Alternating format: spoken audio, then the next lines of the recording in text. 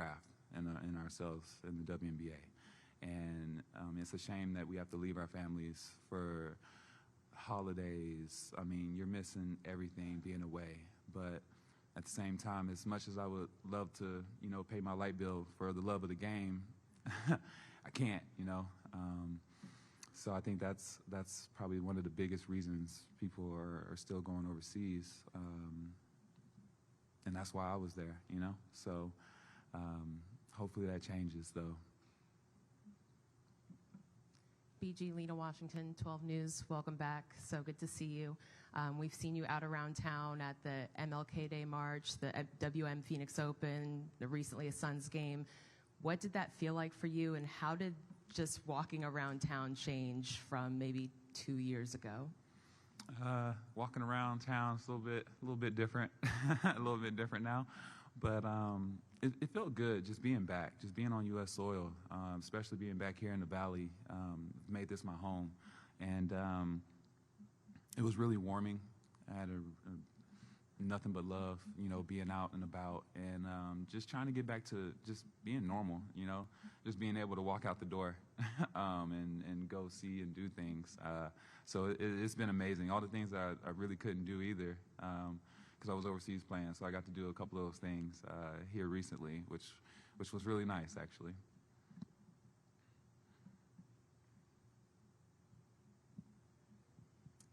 Hi, Brittney. Nick Soletti from ABC 15 here in Phoenix, and I just want to welcome you back to the Valley. I think I speak for everyone who is just thrilled to see you back here where you belong.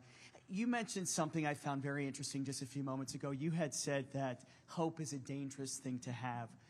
I was wondering if you could dive deeper into that for us and also explain throughout this whole process if you ever had a moment where you lost hope, and how did you get that hope back? I'll say this. When I did lose my hope, looking at photos of my family, that brought my hope back. Just being able to see their faces, that did it for me. In a moment where you kind of want to give up, you look at the photos and it kind of brings you back. You know what you're waiting on. You're waiting to be back with your family, with your loved ones, and in a safe place. So I'll go that far and say that, but the rest, have to wait a little bit later, catch the rest of that.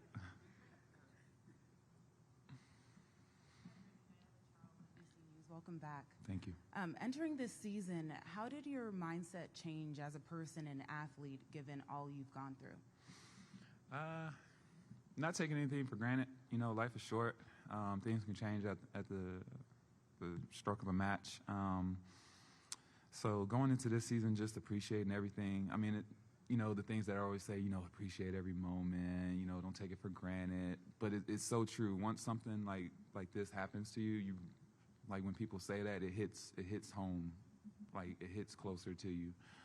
So just taking it all in. I mean, just walking in to the arena, one day I had a workout here, and they had, mercury all around and everything, and it was just such a surreal moment. No one was in there. I was the first one to walk on the court, and it hit me hard, So just looking forward to all those moments, just walking in on the first home game, the grind, the sweat, the blood, hopefully not too much blood, because that means injuries, so hopefully not too much of that. But just taking all that in, I missed it. Like I would have rather been doing a 2-a-days, Coach, don't get any ideas. But I would have rather been in a 2-a-day dying, and than to be where I was. So just looking forward to being back to that.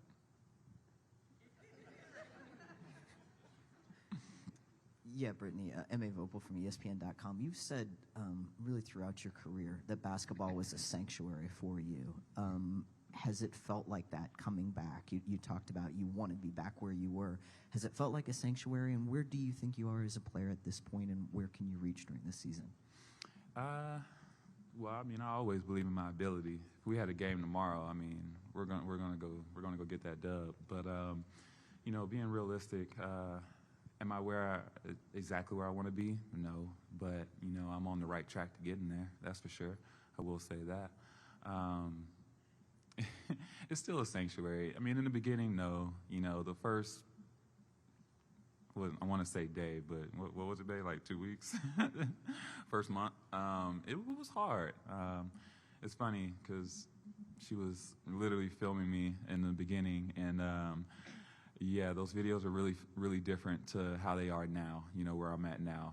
You know, I feel like I've hit the corner and just loving it now. But at first there was a point where it was like, wow, like, dang, do I really want to do this fast right now? But no, it was so worth it, so worth it. Hi, Brittney. Over here. Jen Ortiz, Arizona Republic. When you came back, Vanessa was your new head coach. How have those conversations been, and how is your support system here in Phoenix? I think the first thing I said was sorry, you know. She was with Vegas that my last year playing, and we kind of sent them home. So, you know, I kind of made a joke about that. I'm a jokester. I use humor a lot throughout this whole experience, just laughing at things. But no, it's been great getting to know her as a person. I'm really looking forward to the season, honestly. It's going to be really good things here, and I'm looking forward to being coached by her. Hey, Brittney, Robbie Baker with Fox 10. Good to see you and welcome home. You mentioned being back in the arena. We've seen you at the practice facility a few times with a big smile on your face. What were the emotions like the first time you got your hands on a basketball again and getting back on the court? So the first time I had a basketball in my hand actually was in San Antonio. It was good. It was good. You know, got some shots up. I mean, I was in some chucks. So I was in some low-top chucks, you know, just I was outside, and, you know, like real, I thought I was like 16 again. I mean, my ankles did not like it, but it was good. I threw it down just to see, you know, I was like, let me just see if I can still throw this thing down, and I did. You have to ask, that's a good question for my wife. Ask her how it felt getting dunked on. Oops. Did I say that? Did I say that out loud? This is Alexis with AZ Family. Welcome home. So at this point, you become the face of Americans detained overseas. What's that feel like? How are you feeling? And how do you continue to raise awareness throughout the season and really, you know, throughout your career? Well, I'm really fortunate to have this platform that I have. And every chance that I get, if it's wearing a shirt, saying their names, any interview that I have, and you'll see a theme throughout the season with that. That's just bringing awareness to everybody that doesn't have the platform and the followers and, you know, the exposure to everyone like this right now. That is a way that you know, I'm trying to help out in any way that I can. You know, we're partnering with Bring Our Families Home in Phoenix Mercury, and we're going to be doing a lot of good things throughout this season. I know we're doing we're writing letters to the families. Fans can come and write, which I will suggest everyone doing, please, because you don't understand how good it felt to get a letter from your family, from just random people that I've never even met. It just lets you know that you're not forgotten, and it's so easy to feel forgotten, to feel like no one's thinking of you. And then when you get a letter from people that you know and people that you don't even know, it just does something to you. It just gives you like a spark of life to keep holding on, keep fighting, not to give in. So these are things that, you know, we're gonna do throughout this season.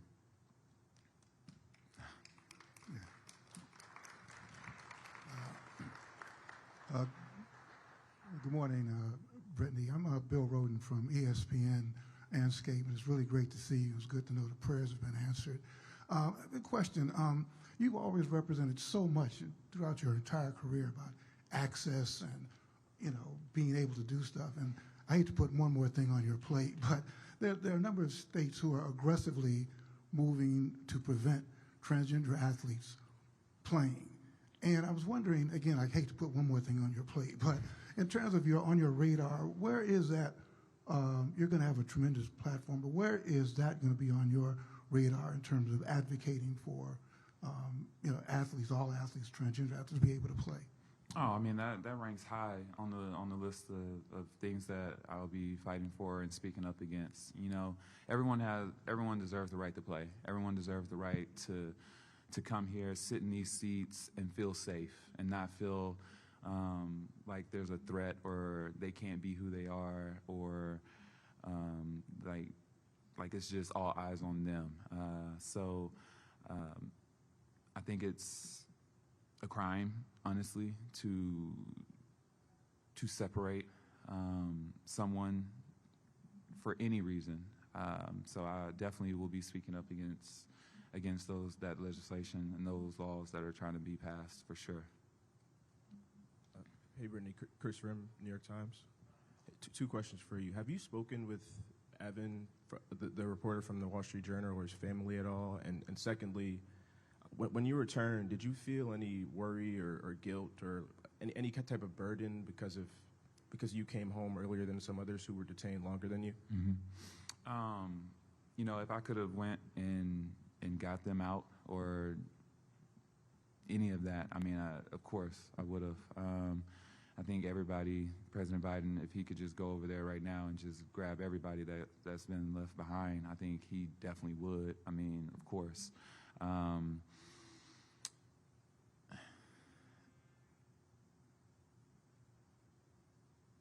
It's hard. It's hard. You know, I come from military family. My dad, Vietnam, 68, 69 Marine. So, you know, I have that mindset, you know, no man left behind. No man, no woman, no one left behind. So, you know, it hurts. It hurts because no one should be in those conditions. Like, hands down, no one should be in any of the conditions that I went through or they're going through. So, you know, I hope that everyone continues to bring awareness and fight to bring home everyone. Can you re-say the first part of your question? I'm sorry about that. Yes. So I haven't spoke directly, but I do know that my team, Wasserman and my agent, they have been in touch with the family a lot and helping out with just, you know, sharing knowledge, which is a big thing. You know, everybody speaking, talking, sharing what they know. It goes a long way because, I mean, you're in foreign territory, you're in unknown waters, so there's a lot, you know, that we might know that they didn't know. So there's been a lot of communication between both teams. Brittney, Jeff Metcalf right here. Hey. Welcome home.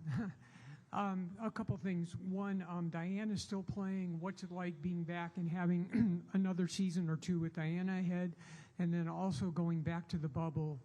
When you left, you got a lot of mental health. You've spoken about your mental health help that you got after that. How important was that in dealing with what you had to deal with in Russia? I mean, that helped a lot. You know, I've always promoted, you know, talking to a counselor, seeking therapy, any tool that'll help you, you know, get to a good centered place. And I'm still doing that as of right now. You know, that'll never change. I think it's good to have someone to talk to, you know. So much goes on in this world. We see so much. We're exposed to so much on social media that, you know, it's just a lot. It's nice to have someone to talk to. Playing with Dee, I mean, who wouldn't want to play with a walking fossil? No, I'm playing. Oh, she's going to kill me. She's going to kill me. No, I'm just so glad. I was really worried, honestly. Like, legit, I was worried. I thought she was going to, like, retire on me or something while I was gone, or I would miss it. And that, honestly, was killing me, knowing that, you know, was a possibility. So I'm really thankful that, you know, she's still here. She hates it, but, you know, she's a mentor. I look up to her. You know, how could you not when you have the GOAT, you know, right next to you? So I'm really thankful to have her another year here in Phoenix. Like I'm looking forward to getting out there on the court. Hey, BG. Sabrina Merchant, The Athletic. You kind of alluded to this already, but after the year that you had, how are you so certain that you wanted to play in the WNBA this year, and how were you certain that you'd be able to play so quickly after you came back? Oh, man. I mean, I've said it before. I believe in me. I believe in what I can do. I know that I can, if I put my mind to it, I can achieve any goal. And not trying to sound big-headed, but I just really, I bet on me, and I have all the resources here to help me get to that point where I can play. And it was no question to be back in the WNBA, back in Phoenix and playing.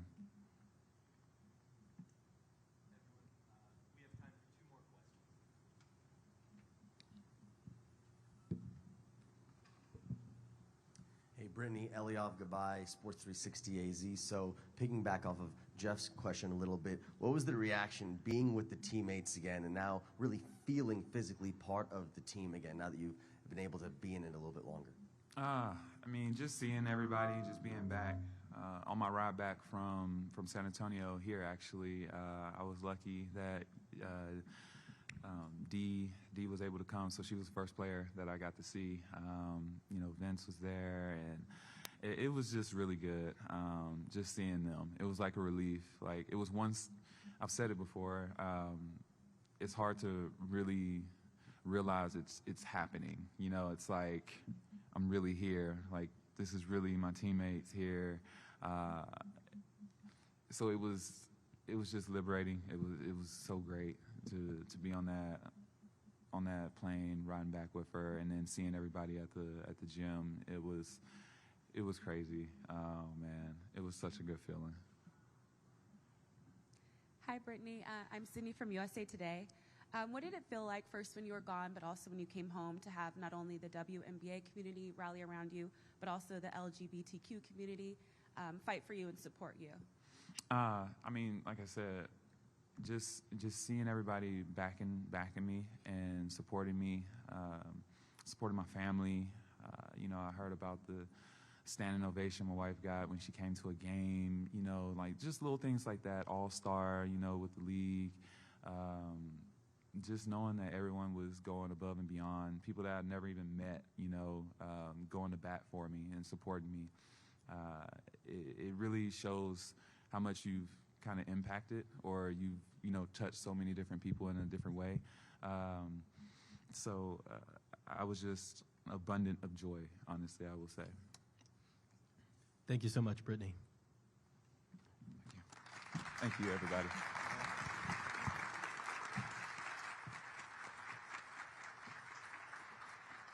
Okay, thanks everyone again. At this time, we'll ask you to please join us outside for the unveiling of a mural dedicated to the fight to bring wrongfully detained Americans home.